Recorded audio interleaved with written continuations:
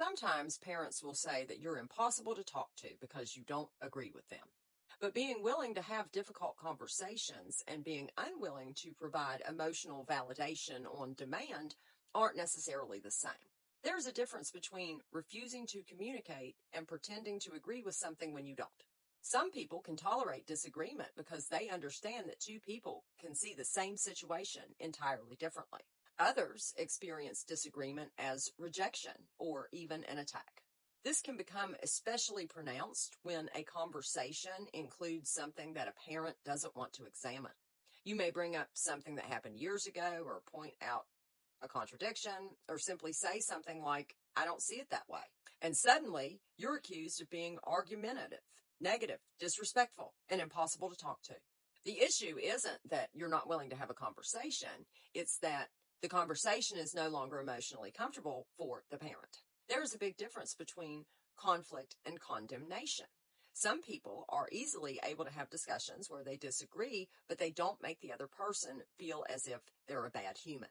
They can disagree, challenge an idea, ask difficult questions while still being civil and not disrespecting someone's humanity.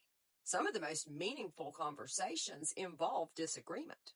If we're not willing to listen to other perspectives, we're not willing to learn.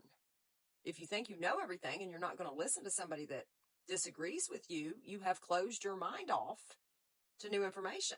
Oftentimes, the goal of a conversation is not to reach agreement, but to better understand why the two people see things differently. Sometimes what gets interpreted as you're too difficult to talk to is you're willing to go deeper than the other person is comfortable with.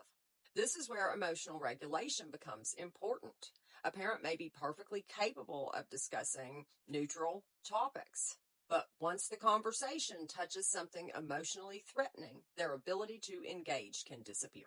They may become defensive, angry, overwhelmed, shut down, explode, or end the conversation entirely. From their perspective, they may actually feel that you're impossible to talk to.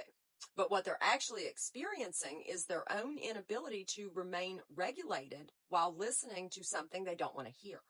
And when this happens repeatedly, the child can be labeled as the problem because they're not doing anything to make the parent's discomfort disappear. You're expected to reassure them, soften everything, agree with their views, or immediately tell them that they didn't do anything wrong. If you don't, then you're starting an argument or you're causing them to have to walk on eggshells. But sometimes you're not starting anything. You're refusing to participate in a conversation where the only acceptable outcome is you agree with me, therefore we can get along.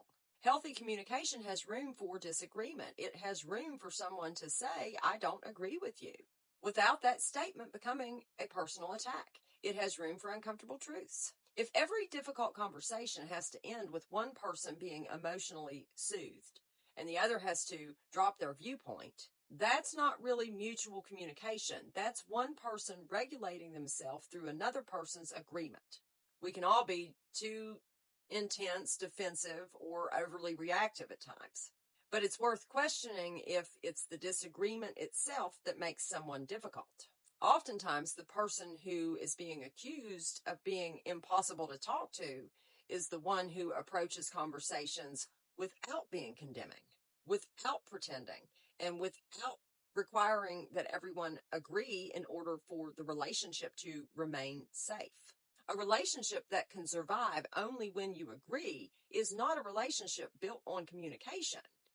It's a relationship built on control and compliance. Have a good day.